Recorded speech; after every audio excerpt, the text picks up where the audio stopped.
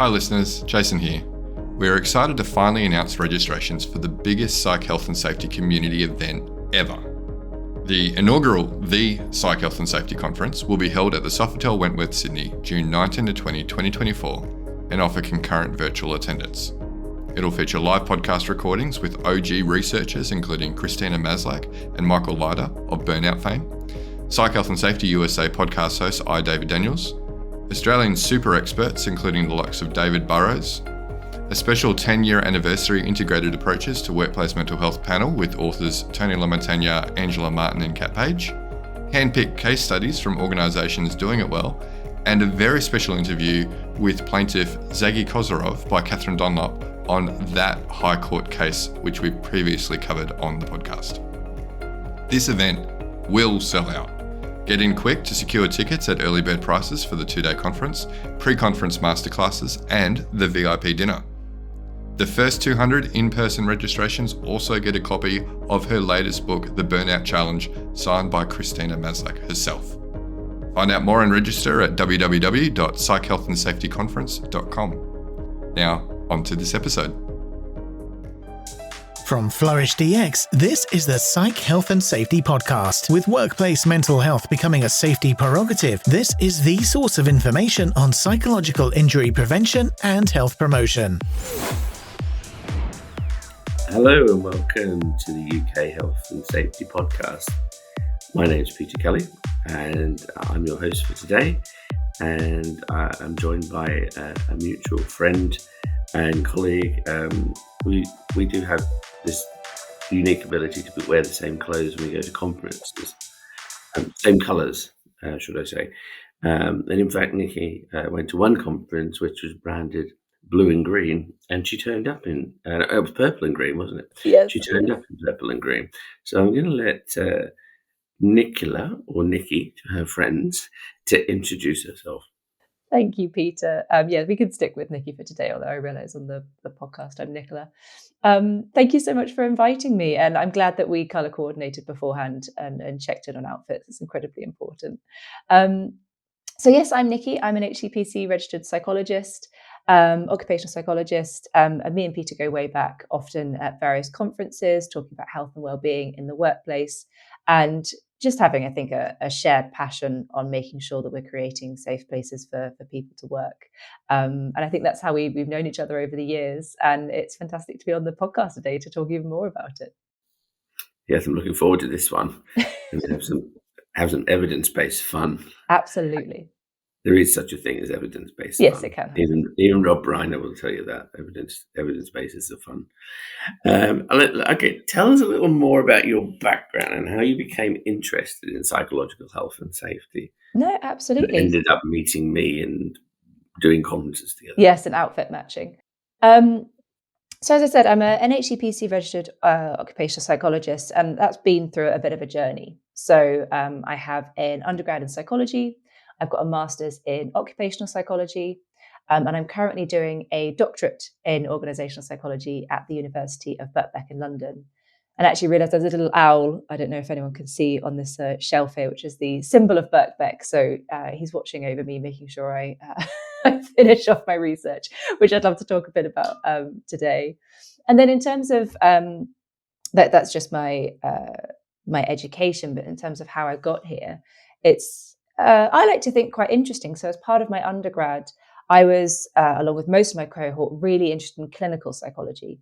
And I did a placement in Exeter in a neuro rehab centre. So people with brain injury, traumatic brain injury from car accidents, strokes, etc. And I really enjoyed it. I love working with the patients and helping them, learn to walk and talk again, as well as doing psychological evaluations. But what really touched me was the impact of this traumatic event on the family, because they would come in and it was, for example, in some of the cases, it was a man who was a breadwinner of the family, and the family were really struggling with grief, how to manage this change, how to support their family member. And it made me realize that we're not really taught about mental health at all at any point in our standard education. And actually, if we had some really basic understanding of our thoughts, our feelings, and how we can support ourselves and others, then these family members might have a good foundation to start with and able to support their family. So that kind of stuck with me. And that's why I ended up doing occupational psychology masters. I was sort of the black sheep of the cohort, and I think one of the very, very few people who went in that direction. It was sort of a lesser known subject at the time, which it now isn't, which is fantastic. It's got much more awareness. So I did my master's. I did it in London, and after that, in 2011, I worked in various different roles. So consultancy, in-house, large companies, small, working across the whole spectrum of organizational psychology. So looking at recruitment, selection, leadership development, learning and development, that kind of thing.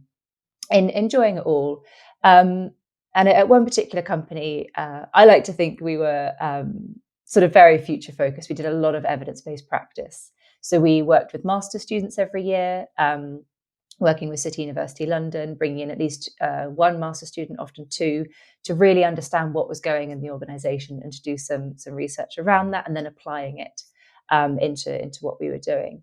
And we did lots of fantastic stuff, Peter. We got rid of annual performance reviews. We just found they weren't being helpful and replaced them with more evidence-based approach of more regular check-ins. We also got rid of the annual engagement survey and did a lot of fantastic work around engagement and well-being. So I find it really interesting. I think across the way, I've been really looking at the elements of psychological safety at work, but not necessarily calling it psychological safety at work. So using sort of the ingredients of how to make a great place to work, but in a slightly different way. So that's kind of how I got to where I am today. And more recently, really looking at preventative mental health and how we can scale that using digital solutions. And that's where I am today. It is, and I know, and actually, so your journey into psychological health and safety, because what you describe is psychological health and safety, it has been, has been a non-traditional route. But saying that, I started out in neuro as well. Yeah. I worked in neuro and also worked in plastics, doing. Oh, I didn't know that. Working with people who'd experienced burns and then the impact on them and their families and on the skin donors as well, because obviously when you have a burn, you have to have donor skin, sometimes from your relatives. And there's quite a lot of psychology that goes into it. But there is a lot. Yeah. So, but certainly it's like psychological health and safety. And we know the difference with obviously psychological safety being the being free to talk and willing to talk, but about things that are happening, and I think the fact though there's a whole idea of performance appraisals and all of the other all of that is saying, well, what does it work? What's the evidence base for it? Which really is a nice little plug for my next question, which was, how much do you think the world of work has changed from a psychological perspective through lockdown and after? And I've got opinions on this one. So. Well, let's talk about it. Yeah, let's talk about it. So I've seen a huge transformation, as you said, about how we talk about mental health in the workplace and how we can talk about psychological safety. And the lockdowns, the pandemic, and the resulting impact on mental health has, in my opinion, from what I've seen, totally transformed the area that I work in how, and the fact people are talking about mental health and it's on the agenda.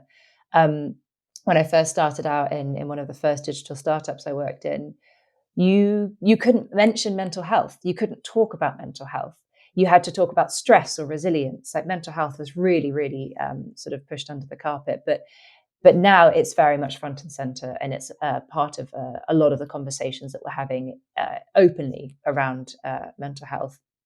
But what I found interesting, and bringing back what you said about evidence base, is that I really feel that the voice of occupational psychologists and professionals in this area were not as loud as they could have been over the pandemic. We have certain avenues to speak to, but I feel there's so much more that could be done around making sure we've got that expert opinion, that evidence-based support in applying these mental health solutions. I feel like we've raised awareness, and then the next step is around applying the science and making sure we're doing it properly. And actually, that's what I see in a lot of the conversations at the moment. A lot of HR buyers have bought solutions over the pandemic, and now, sort of 3 years on, contracts are starting to be renewed. And it's fantastic that we have a much more educated audience that we're speaking to. They understand, okay, we've had this solution, this worked, this didn't work, this is what we're looking for. How can we make sure, this is going to work, and using an evidence-based approach is one way of making sure that, we'll get the best possible outcomes given the data available. So yes, to answer your question, I think it really has shifted, but we need more change to make sure we've got that science-based, evidence-based approach. But I'd love to hear your opinion as well, Peter. Well, you are going to. Whether I like it or not. You're terribly good at this, because it's a great plug for the next question on evidence-based. For me, I've seen a sea change, really. I talk about a fracture in the way we've done work. The way work is presented now is fundamentally different than it was. We actually saw how what we thought was a very advanced work system actually fell apart fairly quickly, without people at in the center of it. The data is very clear. 25% increase in depression and anxiety from lockdown to where we are now, and the numbers aren't going down; they're kind of staying up. We also saw a 12% increase in suicide. So we are on an upward trajectory. But I believe that what we should be doing is using evidence-based approaches to bring that trajectory back down and level it out a bit. Unfortunately, there was a great amount of activity on producing things that didn't have evidence-based during lockdown. And this is where we're now reaping some of those issues, where people are saying, well, it didn't work. It doesn't do what it says on the tin. And that's because good interventions that have generic sort of approaches across multiple sectors are based on evidence. They have to be based on evidence. It's an understanding of how human behavior changes and adapts. It's wonderful to watch how we've just been through the biggest change program in the entire history of the last 100 years and survived it. And that's what COVID and lockdown was. It was a huge change program in the world of work. So yeah, it's but I'm super keen always to try and emphasize how important the evidence base is. Cochrane reviews, who look at systematic reviews, who come back and say this is what does and doesn't work. I mean, the interesting thing with Cochrane, as we know, was Cochrane came about because there was a procedure for heart operations that was occurring where it was thought to have significant benefits. And when they did a systematic review, they found out more people were dying from the procedure.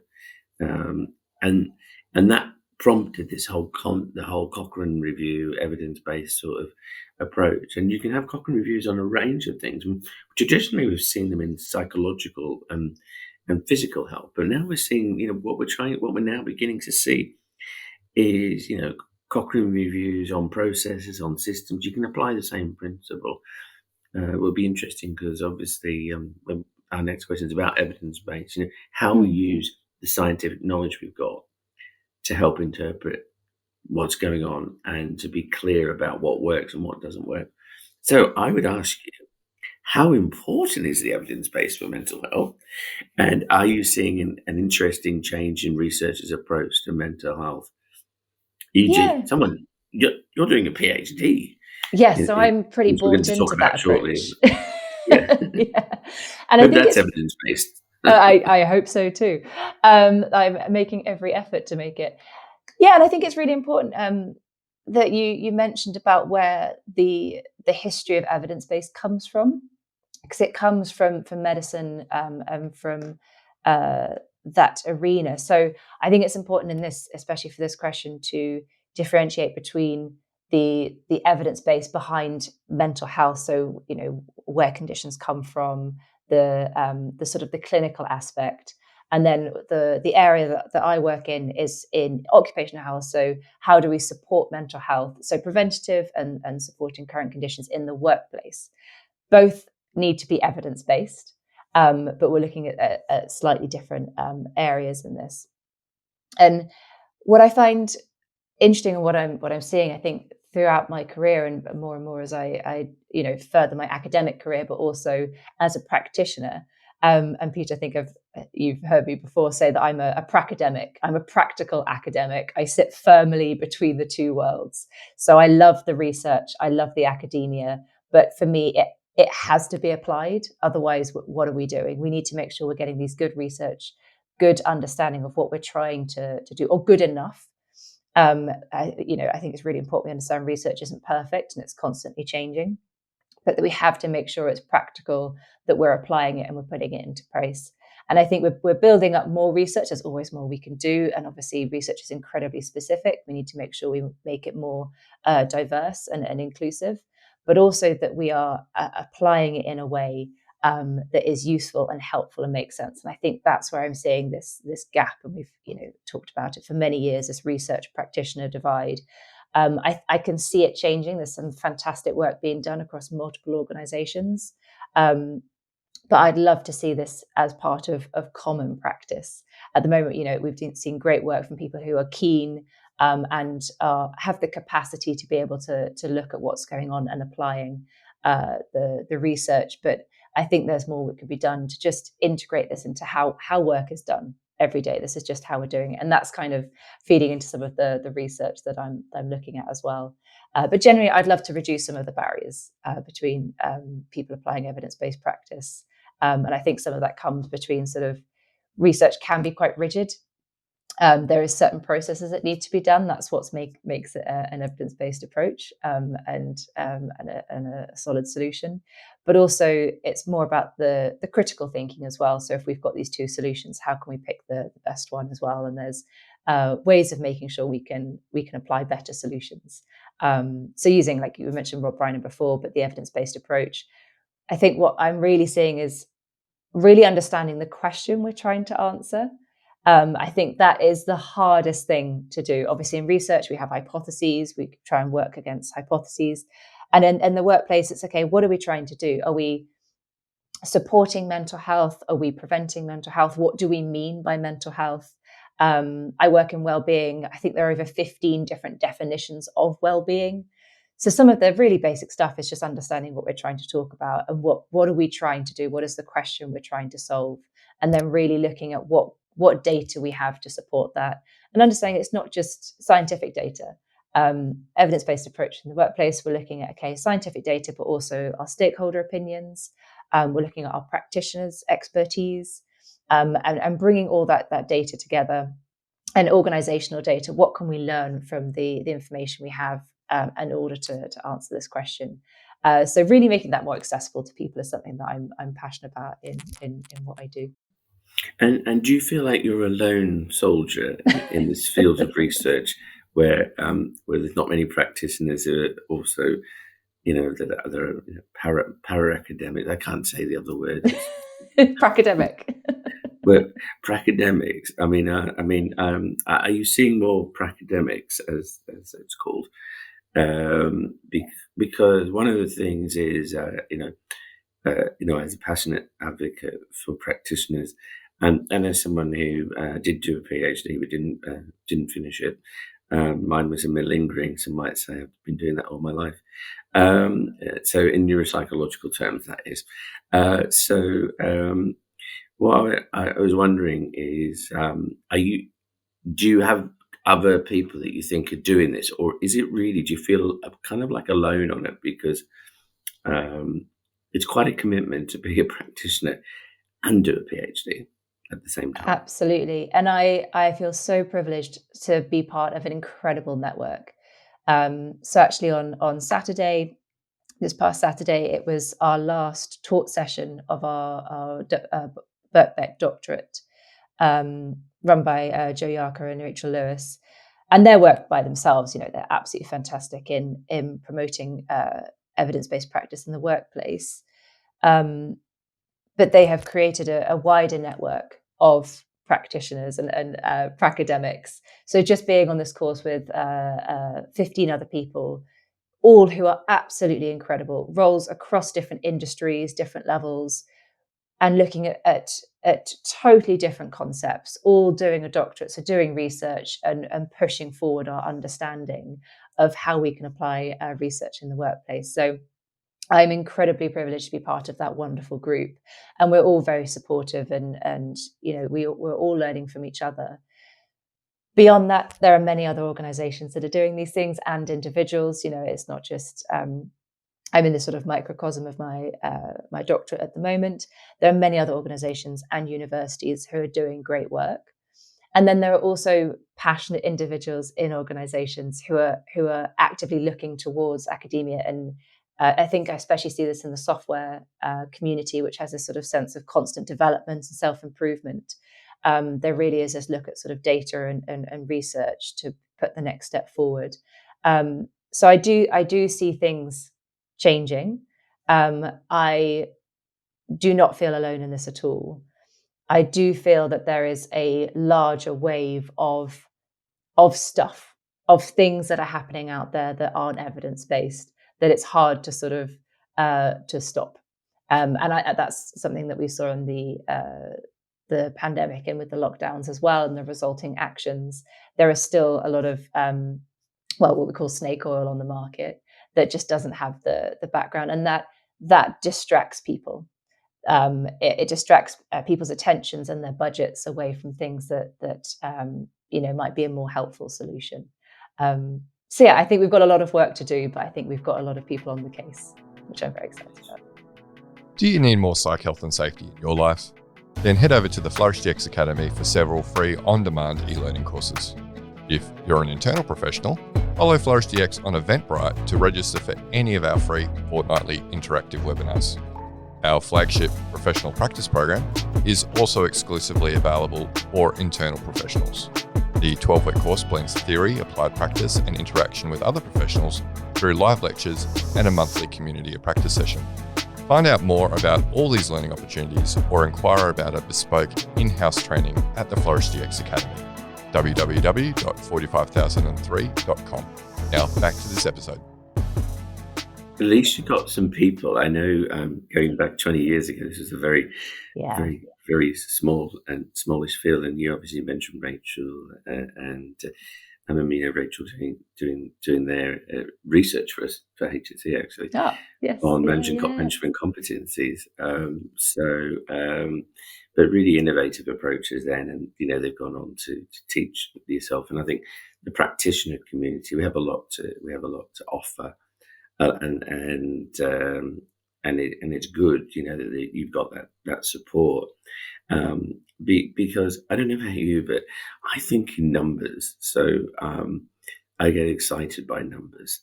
And if you give me data,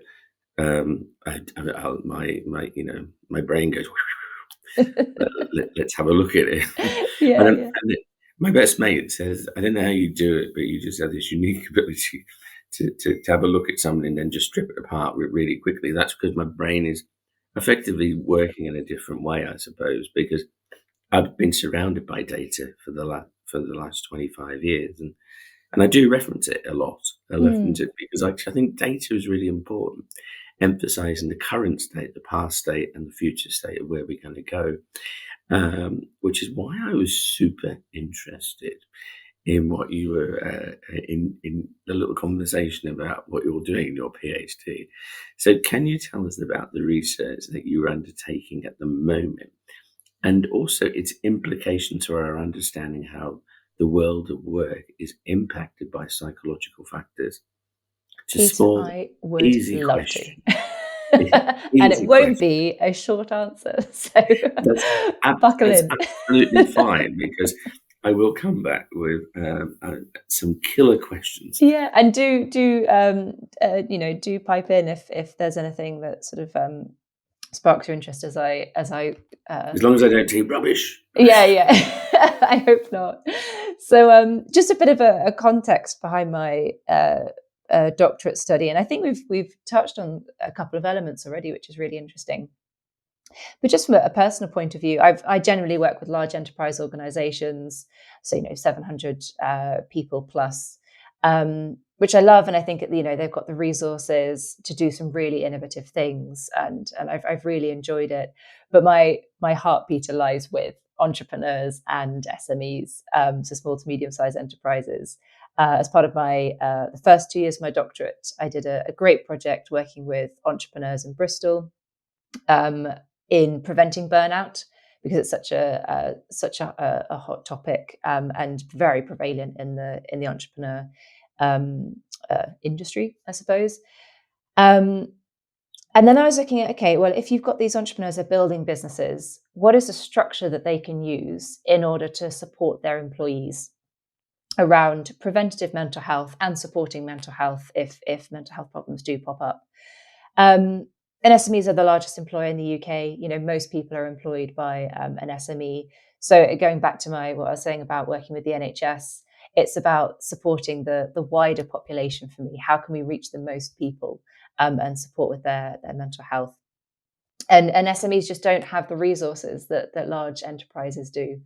Interestingly, they also there's a huge lack of research around SMEs. There's a great paper which talks about them being put in the too hard basket, that there's a huge so many differences between SMEs and the culture within, that actually it's really hard to study them and have something consistent, which is what you need in research. So I've been doing some work with enterprises and looking at sort of mental health guidance. And like we said, we're talking about the evidence-based approach. So what does research say about what we need to do around mental health in the workplace? And that's what I wanted to do my sort of doctorate on. So looking at, okay, what mental health guidance is there for SMEs? And the doctorate split into two parts. So we first conduct a systematic literature review, which I think you've already alluded to.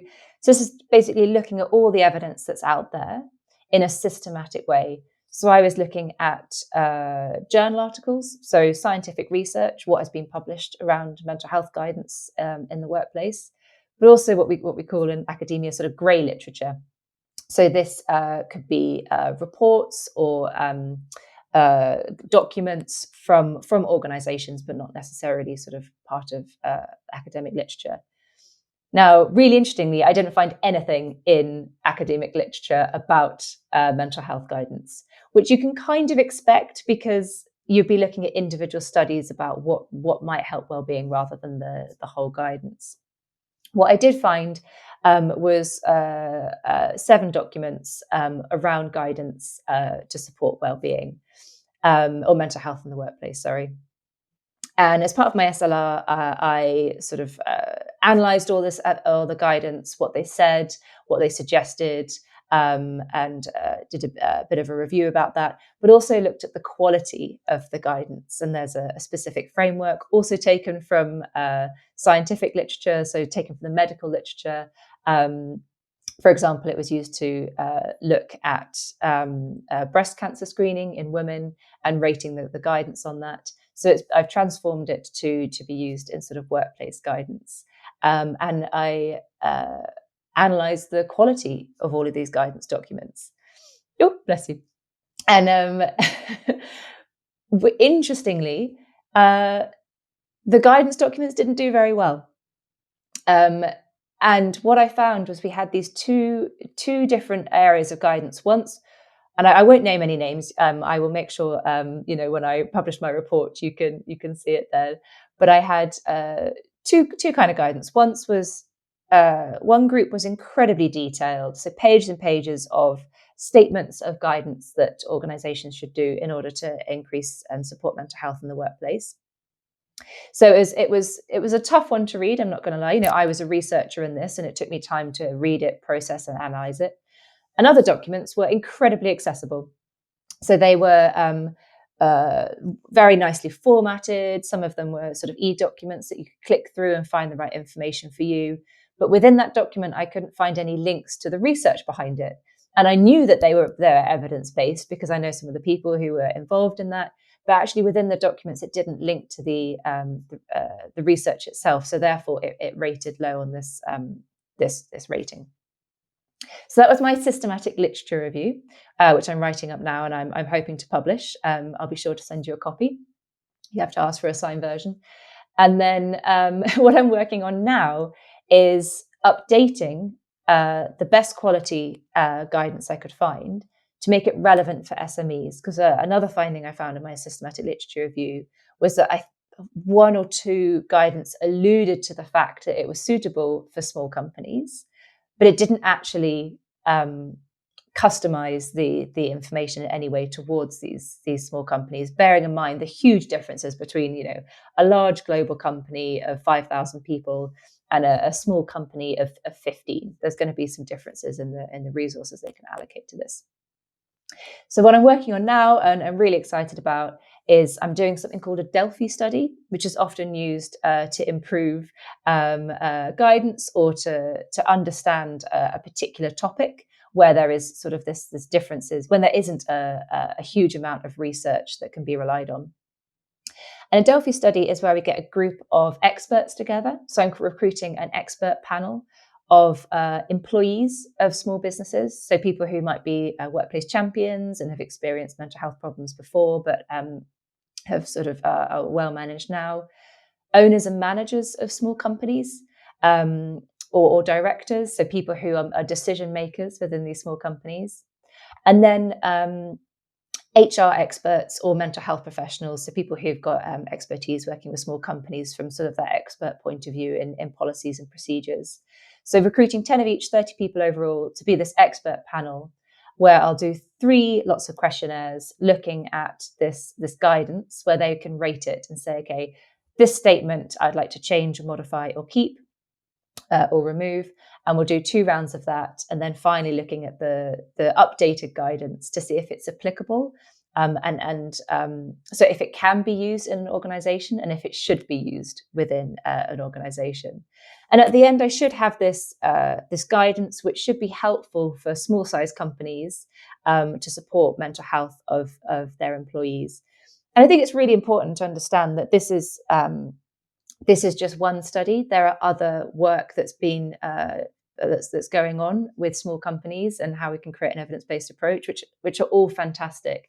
And this is about one, for me, it's a huge thing, but one small bit of research which is really pushing our understanding of mental health and small businesses forward, so we can better help businesses and people to thrive. So that's what I'm working on at the moment. Would love, if your listeners are interested in the project and would like to take part, please do. I'm still recruiting and probably will over January. I'm specifically looking at small companies. So within research, you have to be very specific, and SMEs are a huge area. I felt that medium-sized companies, of 50 plus, you're starting to bring in HR support. You might even have an HR person internally. You have a couple more resources to be able to implement mental health guidance. Micro companies, so that's between 0 and 10 people, are predominantly family-based businesses. And that has a totally different dynamic, as you can imagine, Peter, of mental health implications if you're working with your aunt, your uncle, your mum, your dad, or your brothers and sisters. It's a different dynamic to mental health. So I was really interested in focusing on small size companies, so between 10 and 50 people, and looking at how we can support that sort of early stage where there might not be in-house HR support, but things still need to be done to make sure we're looking after the mental health and well-being of employees. Nikki, that was very succinct for you. Thank you. And I've got it down. What great timing, because this goes out in the beginning of January. So fantastic. Those people that will be listening in January, they can get in contact with you. Yes, please. I'm all for doing the panel. I remember I was on the Shift Expert Review panel where we reviewed lots of data that came in, and when it disappeared, it was like, oh, can we keep it going? Because actually, what you wanted to do is get solid, really good advice and evidence. And we had a number of people that submitted their packages to say, well, what was our opinion? So I think it's an amazing thing to do. And I think, SMEs, they are the bread and butter of the economy. And there are millions of them. Exactly. And then we go, we can't do research with SMEs. Well, we can. we can actually do good research with SMEs, and we can do it at speed as well, because you haven't got the processes and the systems, have you, to sort of do that. Doing a Delphi study, oh God, it breaks my heart. But I love Delphis. I saw some emotions in your eyes there, Peter, and I bet you've been on a fair few expert panels yourself. I mean, and the origin of the Delphi study was amazing as well, where it originally came from, and in terms of bring together stakeholders and bring people together. I'm going to ask you that Viva question now. Oh, what great! Well, you need to practice. I need to practice. I'm a year out, so absolutely. Start now. Yeah. When do you submit? I don't know yet. Okay, that's fine. You've got plenty of time to practice then. So. Plenty of time to practice. I'm hoping, definitely next year. We'll just see how we do with recruitment. Obviously, there's a reason SMEs, there's a lack of research in SMEs. It's because people are busy. So I think looking for this expert panel is going to be quite difficult. I've had some fantastic people get involved already, but we're still quite far away from the 30 people. Hopefully by January, when this goes out, we'll have a few more. But if I'm looking at owner managers of SMEs, it's tough at the moment. So asking people to take 3 hours out of their day, over the course of a couple of months is I understand a big ask. So we'll just the fact that you're saying it's 3 hours over a couple of months is that's positive in terms of I can take an hour here and an hour there, and I've met I'm in the 25 years of being an inspector, SMEs want to help. They do want to help. Yeah. They just miss that. They're just like, oh no, SMEs are this and SMEs are that. Well, actually, the SMEs are microcosms of larger, like teams within larger organisations are effectively SMEs. Exactly, Peter. The way they're reacting and responding. So that's I must apologise for for going off the screen because I was sneezing. I have to do 10 of these. I always do 10 sneezes in the morning and 10 in the evening, and they're just in sequence. And I didn't want to distract from the fact that there was me sneezing. So apologies there. But so if anyone can help, get in contact. We'll have your details a bit at the end of the podcast, and they're there. And I'm super looking forward to the results. But the Viva, you've not got away with it without the Viva question yet. Yes. Yeah. What do you expect to be the outcomes of your research? What specific findings do you think will occur based on what you're currently seeing? Good question. I think current guidance has to be simplified. Even reading a current guidance document is too much, let alone implementing it. So I think we'll really see some very basic statements, but also some clarity about how they're implemented. So I think I sort of alluded to this earlier with the pracademic. I'm really interested in the implementation of this guidance, because you can have a statement such as ensure managers are trained in mental health. But what does that mean? I think there's not enough understanding about, okay, what is manager training? Is it a day? Is it an hour? Like what are the competencies that they're trying to develop? So I think some more clarity around that might come out. And also, like I was saying before, that we've got this difference between the very in-depth research-based guidance and the much more accessible, but not necessarily clearly research-backed guidance. And I'd like to see those sort of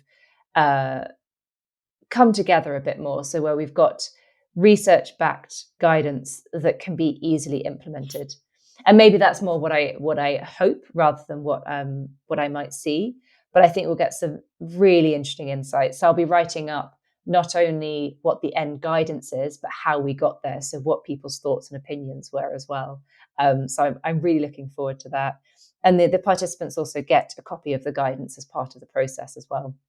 So I really hope to see some feedback from that as well, and what the next steps are. And I'm already planning, the next steps in research, Peter. So we've got this guidance, but what is it when we apply it? What are people's thoughts? Like, what are the case studies if we do try and apply this in the workplace? We've got people's opinions, but it's very different when, you're actually trying to put it into place as well. Right, you passed your first Bible Oh, question. fantastic. So I'm looking forward to seeing the result, as will be the Small Business, the Federation of Small Business Yes. Association, I'm sure, Yes, as well. absolutely. They'll be very much interested. We're coming towards the end, so we normally have this last question. What would be your one takeaway that you could give our listeners about how to improve people, how to improve and manage people's health in work, specifically Yeah.